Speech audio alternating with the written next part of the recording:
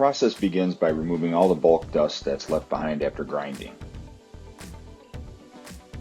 A vacuum wand is used to collect the majority of the dust that's on the surface of the concrete. Following this is shot blasting. This is a process that will remove the fine embedded dust that was left behind from the grinder that not only was created on the surface but also packed into the pores of the surface of the concrete.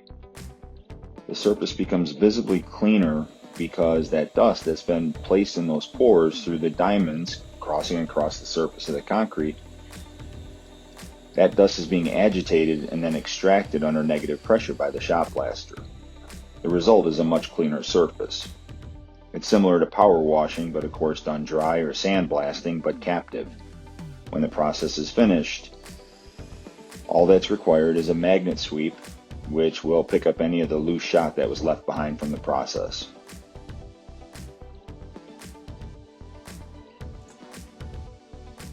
Next is the primer. This is a water-based epoxy that's being used to create a bond coat for the quartz that's going to create the texture that holds the overlay. This is a water-based product. It is 2 components, and a third component of color is being added. This will tint the epoxy black, which will make the canvas itself more of a complete mask of a dark color. This will be useful later so that any voids that might show through the overlay would be dark rather than light. It's a simple dip and roll application of 8 to 10 mils of the water-based epoxy.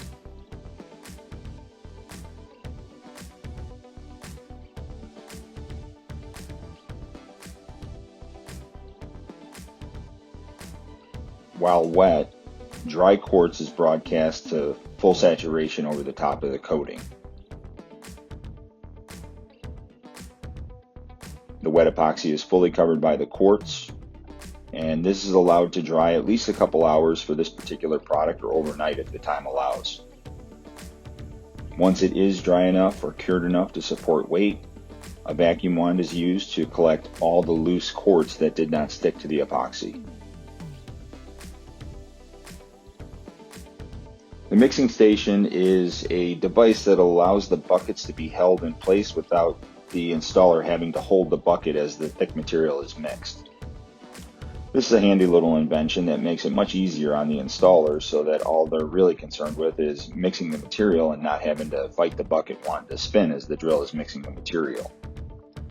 The product being used is a cement-based overlay that is made for this application. It's simply mixed with water to the right amount and to the desired consistency, and then placed on the floor.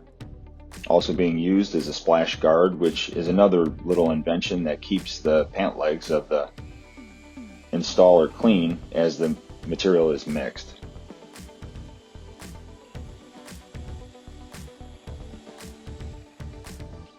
There is no precise formula for how much water should be added. It's really going to be dependent upon the installer, how thick the material should be for the application.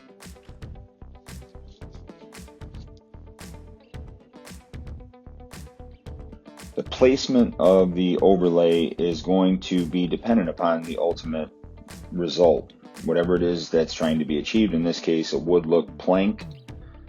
The material is being poured out in ribbons or in a straight line and then flattened with a magic trowel. This is a semi-flexible squeegee that is simply placing the material in a linear pattern.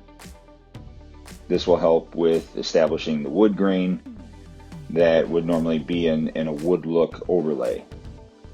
The idea is to pull that material in the direction in which the graining would normally be if it was in fact a wood floor.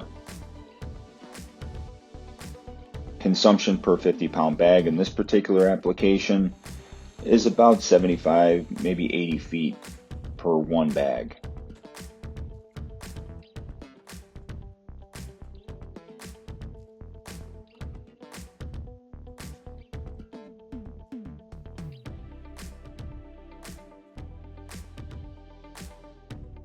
Once the material is placed, it's then smoothed the second time with a spray mist of water and while wearing spikes. to basically make the surface a little more uniform. This can be left rough if that's a desired finish for the wood look. In this particular case, it was smoothed a bit more so that the result is a little more of a smooth wood plank. Once cured, a laser line is used and a knife and a tape to establish the planks themselves. This is really up to the operator of what size the planks will be, what shape or dimensions they'll be. Really, it's a matter of artistic license of what is desired in terms of how the wood plank should look. So this is essentially a grid pattern that's being created.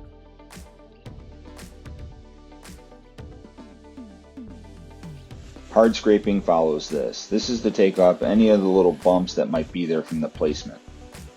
This is so that when it is sealed and finished, it's not anything rough that a shoe or a sock foot could get caught on or break off and leave a white spot.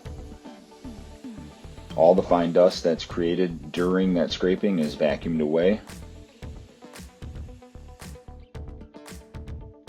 And then it's ready for coloring. Here again, this is really up to the installer and the client what color scheme is desired. There really is no limit to the colors that can be used or the techniques that can be employed. This particular one is a plank design that has 9-inch planks and then 2 4 3/4 planks.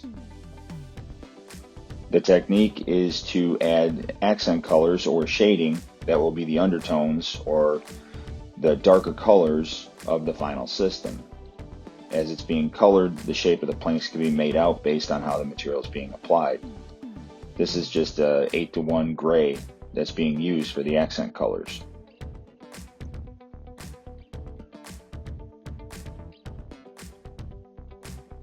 The second color being applied would be referred to as a color wash because the whole floor is going to get equally treated by this stain color.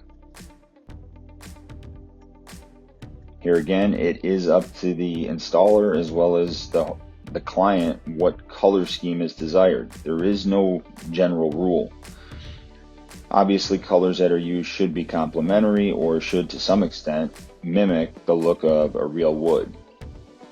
Whatever wood that might be, then the colors of course could be predetermined that way.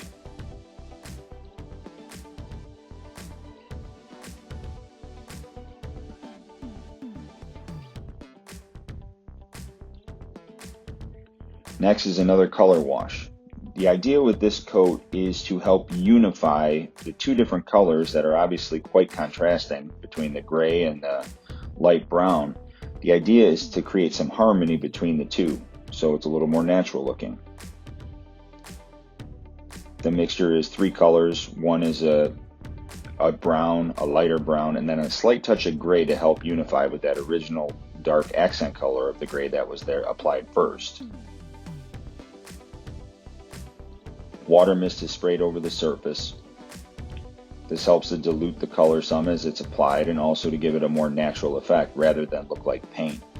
So it's the way that stain is going to be absorbed that the water will influence. That pre-dampening helps it to spread out a little more naturally. Once dry, a second wash is done, and it's basically with the same mixture. A little more gray was added to help unify those colors better because there is still quite a contrast. And it's applied the same way as the previous. It's a little bit darker, but that is to unify that gray and that light brown so that there's not quite so much contrast that makes it look hand painted. Once dry, a water-based urethane is applied. This is a 2-component product, low odor, so it's good for interior use, can also be used exterior. It has a long pot life and it's fairly simple to apply. It will be applied by dip and roll method with a 1/4-inch epoxy glide roller, which does a good job to apply enough water-based urethane, but not so much that it would puddle or cause any abnormal film reflection or film issues.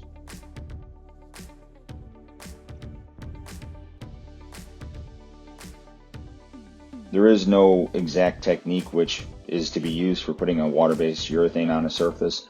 The idea, of course, is to roll out any roller lines so that when it does cure, it should be free of any of those marks or ridges. And that's about it. There is no one rule when it comes to doing a wood plank design. There is no necessarily right or wrong way to create the patterns. The main aim is to, of course, mimic what natural wood flooring would appear to be. So color choice is important, the plank width and length is important, and obviously any repetitions or seams lining up should be in at least the spirit of what a hardwood floor would normally appear to be. It is something that takes some practice, and there are some rules when it comes to proper surface preparation for long-term durability of the floor. There are, of course, some rules for the pattern that's being created so it looks like natural wood. The coloring is something that just takes experimentation to gain some experience using the different colors together. And the protective top coat is something also that is to be considered for the floor's use and obviously long-term durability.